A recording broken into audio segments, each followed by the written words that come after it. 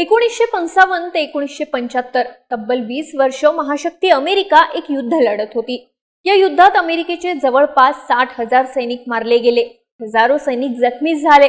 Dwight Eisenhower, John F Kennedy, Lyndon Johnson आणि Richard Nixon अमेरिकेच्या 4 अध्यक्षांनी हे युद्ध लढलं। युद्धात पाण्यासारखा पैसा खर्च केला, पण अमेरिकेच्या हाती काय आलं तर अत्यंत लाजिरवाणा असा पराभव। दुसऱ्या महायुद्धात जपानवरती अणुबॉम्ब टाकून एका फटक्यात युद्ध संपवणाऱ्या अमेरिकेला या लहानशा देशानं 20 वर्ष अक्षरशः रडवलं। या युद्धामुळे अमेरिकन सैनिक हताश झाले होते। त्यांना काय करावं हे समजत नव्हतं। सगळ्या जगावरती वर्चस्वाचा दावा करणाऱ्या अमेरिकेला या लहानशा देशानं पाणी पाजलं होतं। हा देश म्हणजे साऊथ ईस्ट एशिया मधला व्हिएतनाम। 28 फेब्रुवारीला अमेरिकेनं इराणवरती हल्ला केला। इराणचे सुप्रीम लीडर खामेनी यांना पहिल्याच दिवशी ठार मारल्यानंतर पुढच्या काही तासात इराण शरण येईल असं अमेरिकेला वाटलं होतं, पण तसं काही घडलं नाही। युद्धाला 1 आठवडा होऊनही इराणनं शस्त्र टाकलेले नाहीत, त्यामुळे आता अमेरिकेची चिंता वाढलीये। हे युद्ध बराच काळ चालू शकतं असं बोललं जातंय। यामुळे पुन्हा एकदा व्हिएतनाम युद्धाच्या आठवणी ताज्या झाल्या आहेत। व्हिएतनामनं ज्या प्रकारे अमेरिकेला पराभूत केलं होतं, इराणमध्ये सुद्धा अमेरिकेची तीच अवस्था होऊ शकते असं म्हटलं जात आहे। पण व्हिएतनाममध्ये अमेरिकेसोबत नक्की काय घडलं होतं? अमेरिकेनं आशिया खंडातल्या त्या देशावरती हल्ला का केला होता? त्या देशानं अमेरिकेसारख्या महाशक्तीचा सामना कसा केला? व्हिएतनाम युद्धाची A to Z सविस्तर माहिती सांगणारा हा व्हिडिओ। नमस्कार, मी दिव्या आणि तुम्ही पाहताय बोलभिडू। सगळ्यात आधी जगाच्या नकाशात व्हिएतनाम कुठे आहे ते पाहू। व्हिएतनाम हा साऊथ ईस्ट एशियातला एक छोटासा देश आहे। या देशाच्या पश्चिमेला लाओस आणि कंबोडिया हे देश आहेत, तर उत्तरेला अवाढव्य चीन आहे। पूर्व आणि दक्षिण दिशेला साऊथ चायना सी आहे, तर नैऋत्येला गल्फ ऑफ थायलंड आहे। व्हिएतनामचं हेच लोकेशन या देशात जे काही घडलं त्या दृष्टीनं महत्वाचं आहे। या सगळ्याला सुरुवात झाली 1850च्या दशकात।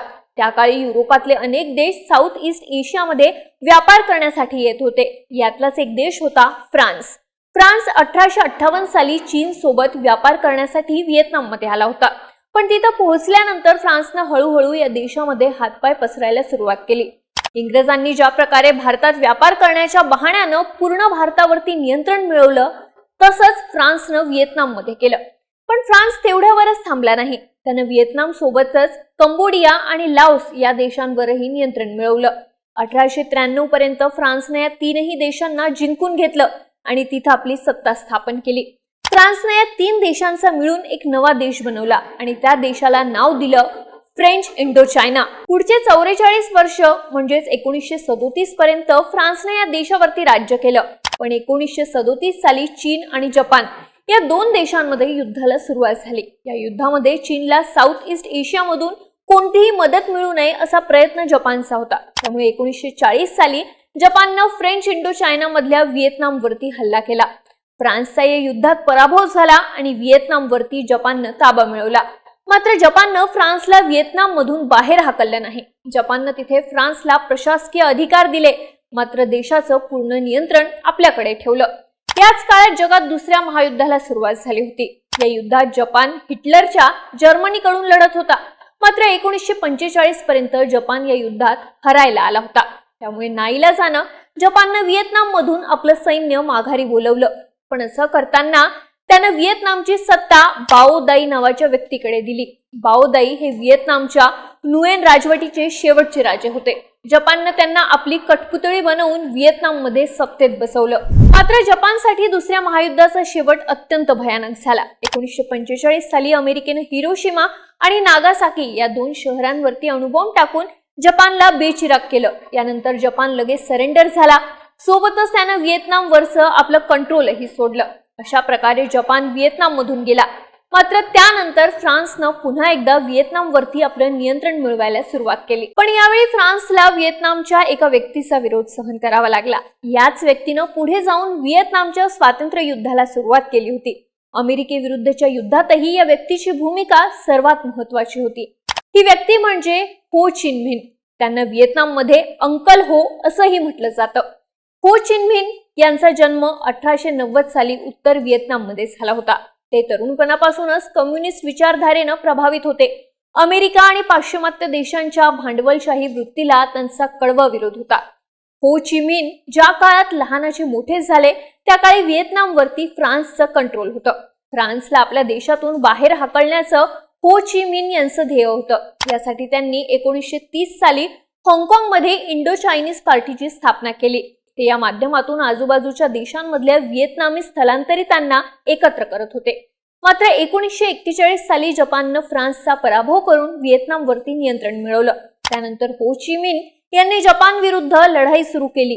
हो ची मिन यांनी यासाठी एका संघटनेची स्थापना केली जी आर्मी प्रमाणे युद्ध लढण्यासाठी सक्षम असेल. भारतात ज्या प्रकारे सुभाषचंद्र बोस यांनी इंग्रजांविरुद्ध लढण्यासाठी आझाद हिंद फौजेची स्थापना केली होती, तशाच फौजेची स्थापना हो ची मिन यांनी व्हिएतनाममध्ये केली. त्यांच्या या संघटनेत अनेक तरुण भरती झाले होते जे आर्मी प्रमाणे ट्रेनिंग घेत होते. 1945 साली जपाननं व्हिएतनाम सोडल्यानंतर फ्रान्स पुन्हा व्हिएतनाममध्ये आला. मात्र फ्रान्स आता पूर्वी इतका ताकदवान राहिला नव्हता. दुसऱ्या महायुद्धात हिटलरशी लढताना फ्रान्सचं प्रचंड नुकसान झालं होतं. त्यामुळे फ्रान्सनं पूर्ण व्हिएतनामवरती नियंत्रण मिळवलं नाही. त्यानं जपाननं कठपुतळी म्हणून नियुक्त केलेल्या बाओ दाई यांच्याकडे सत्ता ठेवली, पण नियंत्रण आपल्याकडे घेतलं. मात्र आता हो ची मिन पेटून उठले होते. जपान गेल्यानंतर त्यांना व्हिएतनामवरती कोणत्याच बाहेरच्या देशाचं नियंत्रण नको होतं. त्यामुळे त्यांनी त्यांच्या क्रांतिकारी संघटनेसह फ्रान्स विरुद्ध संघर्षाला सुरुवात केली. हो ची मिन यांचा व्हिएतनामच्या उत्तर भागात प्रभाव होता. तिथे त्यांच्या संघटनेनं हळूहळू आपला होल्ड मिळवला होता. दुसरीकडे व्हिएतनामच्या दक्षिण भागात मात्र अजूनही फ्रान्सची ताकद होती. 1946 पासून उत्तर व्हिएतनाम मधली हो ची मिन यांची संघटना आणि दक्षिण व्हिएतनाम मधलं फ्रान्सचं सैन्य यांच्यात युद्धाला सुरुवात झाली. हे युद्ध 3 वर्ष चाललं. फ्रान्सचं सैन्य प्रशिक्षित होतं, मात्र त्या सैन्यासमोर हो ची मिन यांच्या संघटनेनं हार मानली नाही. हो ची मिन यांनी 1949 पर्यंत उत्तर व्हिएतनामच्या बहुतेक भागावरती आपलं नियंत्रण मिळवलं. त्यांनी डेमोक्रॅटिक रिपब्लिक ऑफ व्हिएतनाम या नावानं स्वतंत्र देशाची घोषणा केली आणि हो ची मिन या देशाचे पहिले अध्यक्ष बनले. इकडे दक्षिण व्हिएतनाम वरती अजूनही फ्रान्सचं वर्चस्व होतं. फ्रान्सनं याला वेगळा देश बनवला आणि त्याचं नेतृत्व बाओ दाई यांच्याकडे दिलं. अशा प्रकारे व्हिएतनामचं उत्तर आणि दक्षिण भागात विभाजन झालं. मात्र हो ची मिन आणि बाओ दाई या दोघांनाही त्यांच्या देशाचं हे विभाजन मान्य नव्हतं. या दोघांनाही वाटत होतं की व्हिएतनामनं एकत्र व्हावं, पण या दोघांची विचारसरणी एकमेकांच्या विरोधातली होती. हो ची मिन हे कम्युनिस्ट विचारधारेनं प्रभावित होते. त्यांना संपूर्ण व्हिएतनाममध्ये कम्युनिस्ट विचारधारेचं सरकार हवं होतं. तर बाओ दाई हे भांडवलशाही विचारधारेचे होते. त्यांना व्हिएतनाममध्ये पाश्चिमात्य देशांप्रमाणे भांडवलशाही विचारधारेचं सरकार हवं होतं. संघर्षाला सुरुवात झाली ती इथूनच. याच संघर्षामुळे पुढे व्हिएतनाममध्ये अमेरिकेची एंट्री झाली. आता हे कसं घडलं ते समजून घेऊया. 1949 साली चीनमध्ये क्रांती झाली आणि तिथे माओ यांच्या नेतृत्वाखाली कम्युनिस्ट विचारधारेचं सरकार आलं. तिकडे सोव्हिएत युनियनमध्ये सुद्धा कम्युनिस्ट सरकार होतं. या दोन्ही देशांना व्हिएतनाममध्ये सुद्धा कम्युनिस्ट विचारधारेचं सरकार यावं असं वाटत होतं. यासाठी या दोन देशांनी उत्तर व्हिएतनाममध्ये हो ची मिन यांना मदत करण्यास सुरुवात केली. याची कुणकुण अमेरिकेला लागली आणि अमेरिकेनं या भागामध्ये लक्ष घालायला सुरुवात केली. हा दुसऱ्या महायुद्धानंतरचा काळ होता. त्या काळी जगात शीत युद्धाला सुरुवात झाली होती. एकीकडे होतं कम्युनिस्ट सोव्हिएत युनियन आणि दुसरीकडे होती भांडवलशाही अमेरिका. सोव्हिएत युनियन व्हिएतनाममध्ये मदत पोहोचवत असल्याचं पाहून अमेरिकेनं याला विरोध करायला सुरुवात केली. अमेरिकेला वाटत होतं की सोव्हिएत युनियन या माध्यमातून आशियातल्या देशांमध्ये कम्युनिस्ट विचारधारा पसरवत आहे. ही विचारधारा आपल्यासाठी घातक आहे आणि तिचा प्रसार होऊ नये असं अमेरिकेला वाटत होतं. त्यामुळे अमेरिकेनं कम्युनिस्टांना रोखण्यासाठी दक्षिण व्हिएतनाममध्ये फ्रान्सला मदत देण्यास सुरुवात केली. अशा प्रकारे व्हिएतनाम हा देश अमेरिका आणि सोव्हिएत युनियन यांच्यातल्या संघर्षाचं प्लेग्राऊंड बनला. 1950 ते 1954 या 4 वर्षात उत्तर व्हिएतनाम आणि दक्षिण व्हिएतनाम यांच्यात प्रचंड संघर्ष झाला. उत्तरेकडच्या कम्युनिस्ट प्रभावाच्या भागाला सोव्हिएत युनियनचा पाठिंबा होता, तर दक्षिणेकडच्या फ्रान्सच्या ताब्यातल्या भागाला अमेरिकेची मदत होती. मात्र 1954 मध्ये उत्तर व्हिएतनामनं या युद्धात निर्णायक विजय मिळवला आणि दक्षिण व्हिएतनामचा दारुण पराभव झाला. या मागचं कारण म्हणजे उत्तर व्हिएतनामचं कम्युनिस्ट सैन्य गोरिला वॉरफेअर साठी प्रसिद्ध होतं. ते जंगलामध्ये भूमिगत बोगद्यांमध्ये लपून युद्ध लढायचे. त्यावेळी या युद्धात उत्तर व्हिएतनाम मधल्या महिला आणि लहान मुलं सुद्धा फ्रान्सच्या सैन्याविरोधात लढत होते. या लढाईला फर्स्ट इंडो चायना वॉर असं म्हटलं जातं. या युद्धानंतर फ्रान्सला व्हिएतनाममध्ये एक शांतता करार करावा लागला. या कराराला जिनेवा करार असं म्हणतात. या करारानुसार व्हिएतनामचं अधिकृतपणे 2 भागांमध्ये विभाजन करण्यात आलं. उत्तरेकडच्या हो ची मिन यांच्या प्रभावाखालील भागाला उत्तर व्हिएतनाम आणि दक्षिणेकडच्या फ्रान्स आणि बाओ दाई यांच्या प्रभावाखालील भागाला दक्षिण व्हिएतनाम असं म्हटलं जाऊ लागलं. या करारानुसार ठरवण्यात आलं की 2 वर्षांनी व्हिएतनामच्या एकीकरणासाठी एक निवडणूक घेतली जाईल. मात्र आता या संघर्षात अमेरिकेची एंट्री झाली होती, ज्यामुळे समीकरणं पूर्णपणे बदलली. जिनेवा करारानंतर सगळ्यांना वाटत होतं की व्हिएतनाममध्ये आता स्थिती नॉर्मल होईल. मात्र अमेरिकेला हे मान्य नव्हतं. व्हिएतनाममध्ये कम्युनिस्ट पक्षाची सत्ता यावी आणि तिथे सोव्हिएत युनियनचा प्रभाव असावा, याला अमेरिकेचा विरोध होता. अमेरिकेला वाटत होतं की जिनेवा करारानुसार जर 1956 साली व्हिएतनामच्या एकीकरणासाठी निवडणूक झाली तर त्यामध्ये हो ची मिन यांचा विजय होईल आणि त्यानंतर संपूर्ण देशावरती त्यांचं नियंत्रण येईल. अमेरिकेला हे नको होतं. त्यामुळे 1955 साली अमेरिकेनं ग्यो दिन दिम या व्यक्तीला पुढे करून दक्षिण व्हिएतनाममध्ये सत्ता बदल घडवून आणला. तिथली बाओ दाई यांची सत्ता गेली आणि द्यो गिन मिन हे दक्षिण व्हिएतनामचे राष्ट्रपती बनले. या सत्ता बदलामागे सर्वात मोठा हात अमेरिकेचाच होता. यानंतर अमेरिकेनं दक्षिण व्हिएतनामला मदत देण्यास सुरुवात केली. अमेरिकेनं तिथे पैसा आणि सैन्य पुरवलं. दिन हे ख्रिश्चन धर्मीय होते, पण दक्षिण व्हिएतनामची बहुसंख्य जनता ही बौद्ध धर्मीय होती. त्यामुळे जनतेचा त्यांना विरोध होता. शिवाय दक्षिण व्हिएतनाममध्ये हो ची मिन यांचे सुद्धा अनेक समर्थक होते. दिन यांनी त्यांना टार्गेट करायला सुरुवात केली. त्या काळात दक्षिण व्हिएतनामच्या सैन्यानं जवळपास 1 लाख नागरिकांना अटक केली होती. अनेकांवरती कम्युनिस्ट समर्थक असल्याचे आरोप करत अत्याचार केले होते. त्यामुळे दक्षिण व्हिएतनामचे लोक दिन यांच्या विरुद्ध उभे राहिले. पण या सगळ्याचा त्यांच्यावरती कोणताही परिणाम झाला नाही. दिन यांनी 1956 साली जिनेवा करारानुसार जी निवडणूक होणार होती ती निवडणूकही रद्द केली. हे सगळं उत्तरेकडेच हो ची मिन शांततेनं पाहत होते. पण ज्यावेळी दिन यांनी निवडणूक रद्द केली त्यानंतर हो ची मिन यांनी आणखी वाट पाहिली नाही. आता दक्षिणेकडे सत्ता बदल घडवावा लागेल आणि तिथल्या सत्तेवरून दिम यांना काढावं लागेल हे हो ची मिन यांनी ठरवलं आणि त्यांच्या सैन्यानं दक्षिणेकडे कूच केली. 1957 साली उत्तर व्हिएतनाम आणि दक्षिण व्हिएतनाम यांच्यात युद्धाला सुरुवात झाली. उत्तर व्हिएतनामचं सैन्य गोरिला वॉरफेअर साठी ओळखलं जायचं. त्यामुळे या युद्धात ते सैन्य दक्षिण व्हिएतनामवरती भारी पडायला लागलं. दक्षिण व्हिएतनाममध्ये जेव्हा दिम सत्तेत आले होते तेव्हा अमेरिकेनं तिथे आपले 800 सैनिक पाठवले होते. मात्र आता युद्धामध्ये दक्षिण व्हिएतनामचा पराभव होत असल्याचं पाहून अमेरिकेनं आपले आणखी सैनिक तिथे पाठवायला सुरुवात केली. 1962 पर्यंत अमेरिकेनं दक्षिण व्हिएतनाममध्ये तब्बल 9000 सैनिक पाठवले होते. मात्र तरी सुद्धा उत्तर व्हिएतनामचं सैन्य त्यांच्यावरती भारी पडत होतं. पण अमेरिका अजूनही या युद्धात पूर्णपणे उतरली नव्हती, कारण असं करण्यासाठी अमेरिकेकडे कोणतंही ठोस कारण नव्हतं. अमेरिका आता युद्धात उतरण्यासाठी कारण शोधत होती. याच दरम्यान 1963 साली अमेरिका आणि व्हिएतनाम या दोन्ही देशांमध्ये 2 मोठ्या घटना घडल्या. दक्षिण व्हिएतनामचे अध्यक्ष दिम आणि अमेरिकेचे अध्यक्ष जॉन एफ केनेडी यांची 20 दिवसांच्या अंतरानं एका पाठोपाठ एक हत्या झाली. पहिली घटना व्हिएतनाममध्ये घडली. यामागे अमेरिकेचाच हात होता. अमेरिकेला वाटत होतं की दिम हे उत्तर व्हिएतनाम विरुद्ध युद्ध लढू शकत नाहीयेत.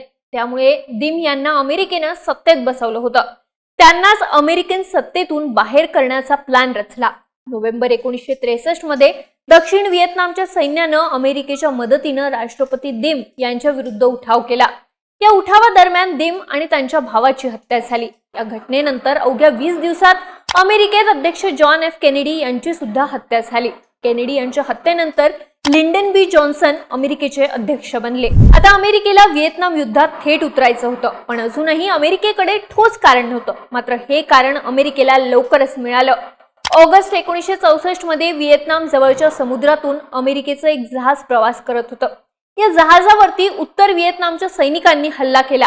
या हल्ल्यामुळे अमेरिकेला थेट व्हिएतनाम युद्धात उतरण्याचं कारण मिळालं. अमेरिकेचे अध्यक्ष लिंडन जॉन्सन यांनी लगेच एक ठराव पास केला आणि उत्तर व्हिएतनामनं आपल्या सर्व मर्यादा ओलांडल्याचं म्हटलं. यानंतर अमेरिकेनं दक्षिण व्हिएतनाममध्ये मोठ्या प्रमाणात सैन्य पाठवायला सुरुवात केली. अमेरिका आता या युद्धात थेट उतरली होती. मात्र या दरम्यान अमेरिकेवरती आरोपही होत होता की अमेरिकेनं जहाजावरच्या हल्ल्याच्या घटनेला फारच मोठं करून सांगितलं होतं, कारण अमेरिकेला युद्धात उतरण्यासाठी कारण हवं होतं. आता अमेरिकेला कोणीच रोखू शकत नव्हतं. जुलै 1965 पर्यंत अमेरिकेनं दक्षिण व्हिएतनाममध्ये आपले तब्बल 50,000 सैनिक पाठवले होते. अमेरिकेनं व्हिएतनाममध्ये ऑपरेशन रोलिंग थंडर सुरू केलं. या अंतर्गत अमेरिकन सैन्यानं उत्तर व्हिएतनामवरती हल्ले सुरू केले. मात्र या हल्ल्यांसाठी उत्तरेकडचं हो ची मिन यांचं सैन्य तयार होतं. या सैन्यानं अमेरिकेविरुद्ध गोरिला वॉर सुरू केलं. त्यांना सोव्हिएत युनियन आणि चीनची सुद्धा मदत मिळत होती आणि इथेच अमेरिकेचा घात झाला. उत्तर व्हिएतनाम हा अत्यंत डोंगराळ आणि घनदाट जंगलाचा प्रदेश आहे. अमेरिकन सैन्याला अशा प्रदेशात लढण्याचा कोणताही अनुभव नव्हता. नोव्हेंबर 1965च्या एका लढाईत उत्तर व्हिएतनामच्या सैनिकांनी जंगलात अचानक हल्ला करून 300 अमेरिकन सैनिकांना ठार मारलं. अमेरिका सातत्यानं हल्ल्याचा प्रयत्न करत होती, मात्र त्यांच्या सैन्याला अजिबात यश मिळत नव्हतं. अमेरिका सुद्धा आता हट्टाला पेटली होती. 1967 पर्यंत अमेरिकेनं दक्षिण व्हिएतनाममध्ये आपल्या सैनिकांची संख्या वाढवून 5 लाख एवढी केली. मात्र अजूनही अमेरिकेकडे उत्तर व्हिएतनामी सैनिकांच्या गोरिला स्टाईल लढाईचं उत्तर नव्हतं.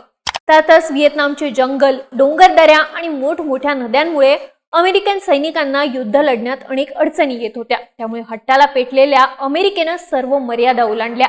1967 साली अमेरिकेनं उत्तर व्हिएतनाममध्ये केमिकल अटॅक सुरू केला. अमेरिकन सैन्य उत्तर व्हिएतनामच्या जंगलांमध्ये केमिकलचा वर्षाव करायला लागले. हे केमिकल जंगलामध्ये पडताच झाडांना भयानक आग लागायची आणि या आगीत जंगलामध्ये लपलेल्या सैनिकांचा मृत्यू व्हायचा. अमेरिकन सैन्यानं आधुनिक हेलिकॉप्टरच्या मदतीनं जंगलामध्ये केमिकल टाकायला सुरुवात केली. मात्र यामध्ये सामान्य व्हिएतनामी नागरिकांचाही मृत्यू व्हायला लागला, ज्यामुळे परिस्थिती बिघडायला लागली. या दरम्यान उत्तर व्हिएतनामच्या सैनिकांनी एक असा हल्ला केला ज्यामुळे संपूर्ण युद्धाची दिशाच बदलली. जानेवारी 1968 मध्ये न्यू इयरच्या आसपास व्हिएतनाममध्ये एका फेस्टिवलमुळे युद्धविराम झाला होता. पण याच दिवशी उत्तर व्हिएतनामच्या सैन्यानं दक्षिण व्हिएतनामवरती हल्ला करण्याचा निर्णय घेतला. या सरप्राईज अटॅक मध्ये उत्तर व्हिएतनामच्या सैन्यानं अमेरिकेच्या अनेक बेसेसना टार्गेट केलं. यामध्ये अमेरिकेचं प्रचंड नुकसान झालं. अमेरिकेचे शेकडो सैनिक मारले गेले, हजारो सैनिक जखमी झाले. या हल्ल्यामुळे अमेरिका पुरती हादरून गेली होती. अमेरिकेला विश्वासच बसत नव्हता की व्हिएतनामी सैन्य अशा प्रकारे त्यांच्यावरती हल्ला करू शकतं. यामुळे चिडलेल्या अमेरिकेनं मार्च 1968 मध्ये उत्तर व्हिएतनामच्या एका गावावरती हल्ला केला. या हल्ल्यात 500 पेक्षा जास्त निष्पाप नागरिकांचा मृत्यू झाला. यात अनेक महिला आणि लहान मुलांचा समावेश होता. हे सगळं पाहून आता अमेरिकन सैन्याचा धीरही खचायला लागला होता. युद्धात एवढ्या निष्पाप नागरिकांचा मृत्यू होत असल्याचा धक्का अमेरिकन सैन्यालाही बसला होता. इकडे या सगळ्याचा अमेरिकेतही विरोध सुरू झाला. अध्यक्ष लिंडन जॉन्सन यांच्या विरुद्ध अमेरिकेत आंदोलनांना सुरुवात झाली होती. व्हिएतनाममध्ये अमेरिका निष्पाप नागरिकांना मारतोय याचा अमेरिकन नागरिकांनी विरोध सुरू केला. अमेरिकन नागरिकांची इच्छा होती की अमेरिकन सैन्यानं व्हिएतनाम युद्धातून माघार घ्यावी. अशात नोव्हेंबर 1968 मध्ये अमेरिकेत अध्यक्षपदाची निवडणूक झाली. या निवडणुकीआधी रिपब्लिकन पार्टीचे उमेदवार रिचर्ड निक्सन यांनी आश्वासन दिलं होतं की ते जर सत्तेत आले तर व्हिएतनाममधून अमेरिकन सैन्याला माघारी बोलवतील. निक्सन यांनी निवडणूक जिंकली आणि ते अमेरिकेचे अध्यक्ष बनले. मात्र त्यांनी दिलेला शब्द पाळला नाही. अमेरिका व्हिएतनाममध्ये युद्ध लढतच राहिली. आता परिस्थिती आणखी चिघळली होती. व्हिएतनाम युद्धात तिथल्या सैनिकांसह व्हिएतनामी नागरिक सुद्धा उतरायला लागले होते. यामुळे अमेरिकन सैनिकांची अवस्था आणखी वाईट झाली. त्या सैनिकांना काय करावं हेच कळत नव्हतं. अमेरिकन सैन्याला आता हे युद्ध लढायचंच नव्हतं. अमेरिकन युद्धातून माघार घ्यावी अशी त्यांची इच्छा होती. यासाठी हे कारण शोधायला लागले. इकडे अमेरिकेतही युद्धाच्या विरोधात मोठ्या प्रमाणात आंदोलनं होत होती. याच काळात 1971 साली पेंटागॉनचा एक रिपोर्ट लीक झाला. रिपोर्टमध्ये म्हटलं होतं की अमेरिकन सैन्य हे युद्ध कधीच जिंकू शकत नाही. उत्तर व्हिएतनामचं सैन्य फार मजबूत आहे. अमेरिकन सरकारनं जनतेशी खोटं बोलून युद्धात प्रवेश केला होता. यामुळे अमेरिकेत युद्धाविरोधात वातावरण आणखीनच तापलं. या दरम्यान व्हिएतनाममधून युद्धाचे अनेक फोटो समोर यायला लागले. अमेरिकन सैनिकांच्या हल्ल्यात व्हिएतनामच्या निष्पाप लोकांचा मृत्यू कसा होतोय हे जगापुढे यायला लागलं. यामुळे अमेरिकन नागरिकांमध्येही अस्वस्थता पसरायला लागली. अमेरिकन नागरिकांच्या लक्षात आलं होतं की फक्त एका विचारधारेचा विरोध म्हणून अमेरिकेनं व्हिएतनामवरती विनाकारण युद्ध लादलं. यातून अमेरिकेच्या हाती काहीच येणार नव्हतं. उलट युद्धात अमेरिकन सैनिकांचाच मृत्यू होत होता. व्हिएतनामच्या युद्धात अनेक अमेरिकन सैनिकांचं मानसिक संतुलन बिघडलं होतं. अनेक वर्ष युद्धात राहिल्यामुळे त्यांनी अंमली पदार्थांचं सेवन करण्यास सुरुवात केली होती. शेवटच्या काही वर्षांमध्ये तर अनेक अमेरिकन सैनिक नशेत राहूनच युद्ध लढत होते असंही म्हटलं जातं. यामुळे अमेरिकेचं नुकसान होत होतं आणि निष्पाप नागरिकांचा जीव जात होता. शेवटी सगळ्या बाजूने दबाव वाढल्यामुळे 1971 पासून अमेरिकेनं व्हिएतनाममधून हळूहळू आपलं सैन्य माघारी बोलवायला सुरुवात केली. एकेकाळी दक्षिण व्हिएतनाममध्ये अमेरिकन सैनिकांची संख्या 5 लाख पर्यंत गेली होती. 1972 सालापर्यंत ती 70,000 आली. त्यामुळे उत्तर व्हिएतनामला आणखी जोर आला. त्यांनी आता आणखी ताकदीने हल्ले सुरू केले. 1972 मध्ये उत्तर व्हिएतनामनं दक्षिण भागावरती जोरदार हल्ला केला. या हल्ल्यानंतर सैन्यानं तिथल्या अनेक भागांवरती आपला ताबा मिळवला. याला प्रत्युत्तर म्हणून अमेरिकेनं उत्तर व्हिएतनामवरती जवळपास 20,000 बॉम्ब टाकले, पण काहीच फायदा झाला नाही. अमेरिकेच्या आता लक्षात आलं होतं की ते हे युद्ध जिंकू शकत नाहीत. त्यामुळे अमेरिकेनं शांततेसाठी बोलणी करायला सुरुवात केली. 27 जानेवारी 1973ला अमेरिका, उत्तर व्हिएतनाम आणि दक्षिण व्हिएतनाम यांच्यात फ्रान्सची राजधानी पॅरिस इथे एक शांतता करार झाला. या करारानुसार अमेरिका व्हिएतनाममधून आपलं सगळं सैन्य माघारी घेईल आणि त्यानंतर उत्तर व्हिएतनाम आणि दक्षिण व्हिएतनाम यांच्यात युद्ध होणार नाही असं ठरलं. या करारानंतर 60 दिवसांच्या आत अमेरिकन सैन्यानं व्हिएतनाममधून पूर्णपणे माघार घेतली. पण अजूनही व्हिएतनामचं एकत्रीकरण झालं नव्हतं. शेवटी अमेरिकन सैन्य गेल्यानंतर उत्तर व्हिएतनामनं दक्षिण व्हिएतनामचा उरलेला भागही जिंकून घेतला आणि अशा प्रकारे दोन्ही भाग पुन्हा एकत्र आले. 1975 साली दोन्ही भागांचा मिळून एक देश बनवण्यात आला, ज्याचं नाव सोशलिस्ट रिपब्लिक ऑफ व्हिएतनाम असं ठेवण्यात आलं. देशात कम्युनिस्ट सरकारची स्थापना झाली आणि उत्तरेकडच्या हनोई शहराला देशाची राजधानी घोषित करण्यात आलं. अशा प्रकारे व्हिएतनामच्या युद्धाचा शेवट झाला. या युद्धात या देशांचं प्रचंड नुकसान झालं. अंदाजानुसार या तब्बल 40 लाख लोकांचा मृत्यू झाला. लाखो लोक बेघर झाली. अमेरिकेच्या केमिकल अटॅकमुळे व्हिएतनामच्या जंगलांचं मोठं नुकसान झालं. अनेक लहान मुलांना याचा फटका बसला. त्यात अमेरिकेचंही मोठं नुकसान झालं. अमेरिकेचे जवळपास 60,000 सैनिक युद्धात मारले गेले. हजारो जखमी झाले. आजही अमेरिकेला या युद्धात उतरण्याची अजिबात आवश्यकता नव्हती असंच म्हटलं जातं. युद्धानंतर अमेरिकेच्या हाती काहीच आलं नाही. उलट अमेरिकेला तिथून लाजिरवाण्या पद्धतीनं माघार घ्यावी लागली. स्वतःला जागतिक महासत्ता मानणाऱ्या अमेरिकेच्या प्रतिष्ठेलाही यामुळे मोठा धक्का बसला. आशिया खंडातल्या एका छोट्या देशानं अमेरिकेसारख्या ताकदीला तब्बल 20 वर्ष रडवलं. तुम्हाला या सगळ्याबाबत काय वाटतं? तुमची मतं आणि प्रतिक्रिया आम्हाला कमेंट करून नक्की सांगा आणि माहितीपूर्ण व्हिडिओसाठी बोल व्हिडिओच्या YouTube चॅनलला सबस्क्राईब करायला विसरू नका.